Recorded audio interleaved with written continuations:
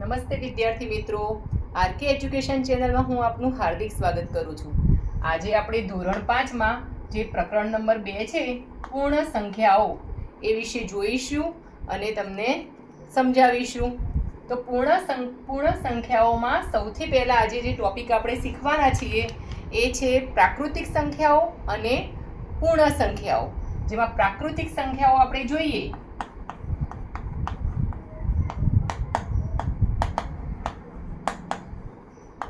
તો પ્રાકૃતિક સંખ્યાઓને આપણે બીજી ગણતરીની સંખ્યાઓ પણ કહીએ છીએ।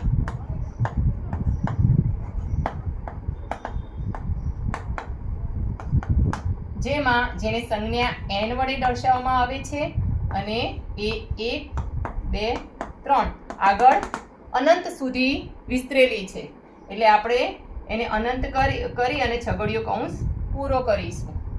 પ્રાકૃતિની સંખ્યાઓને ગણતરીની સંખ્યાઓ કહીએ છીએ, એનો સંકેત છે n અને છગડીયા કૌંસમાં 1 થી ચાલુ કરી અને અનંત સુધી આવેલી છે। હવે આપણે જોઈએ તો પ્રાકૃતિક સંખ્યામાં પહેલી સંખ્યા કઈ છે? તો વિદ્યાર્થી મિત્રો તમે જોઈ શકો છો કે સૌથી પહેલી છે 1 અને સૌથી નાની, એટલે અહીંથી સ્ટાર્ટ થાય છે એટલે સૌથી પહેલી અને સૌથી નાની થશે 1, એટલે જે 1 છે એ સૌથી પહેલી અને સૌથી નાની પ્રાકૃતિક સંખ્યા છે। તો આપણે આમાં 3 મુદ્દા યાદ રાખવાના છે।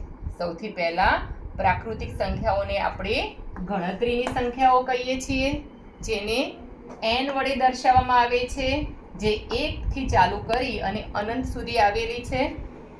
માટે આપણે અહીં જોઈ શકીએ છીએ કે 1 એ સૌથી નાની, સૌથી પહેલી અને સૌથી નાની પ્રાકૃતિક સંખ્યા છે। તો વિદ્યાર્થી મિત્રો, આપણે હમણાં પ્રાકૃતિક સંખ્યાઓ વિશે જોયું, હવે આપણે જોઈશું પૂર્ણ સંખ્યાઓ। તો પૂર્ણ સંખ્યાઓમાં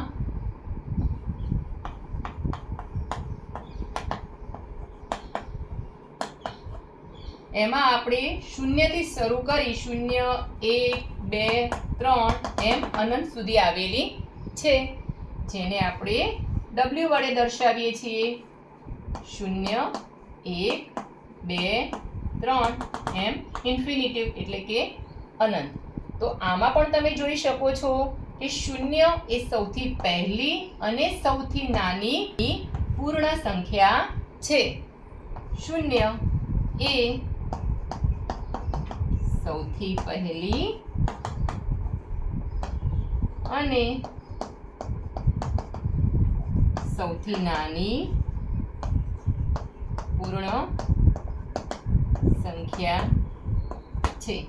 તો આપણે પ્રાકૃતિક સંખ્યા અને પૂર્ણ સંખ્યાની કમ્પેરિઝન કરીએ તો એમાં સૌથી પહેલી અને સૌથી નાની જે પ્રાકૃતિક સંખ્યા છે એ 1 આવતી હતી, અને જ્યારે આમાં પૂર્ણ સંખ્યામાં જે 0 છે એ સૌથી પહેલી અને સૌથી નાની પૂર્ણ સંખ્યા આવશે।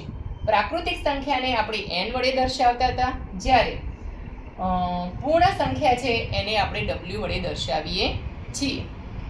તો આપણે વિદ્યાર્થી મિત્રો, આપણને ખાલી જગ્યામાંથી ઘણી બધી પૂછાઈ શકે કે 0 એ કઈ સંખ્યા છે, તો આપણે લખી શકીએ કે 0 એ પૂર્ણ સંખ્યા છે, એ સૌથી પહેલી સૌથી નાની પૂર્ણ સંખ્યા છે।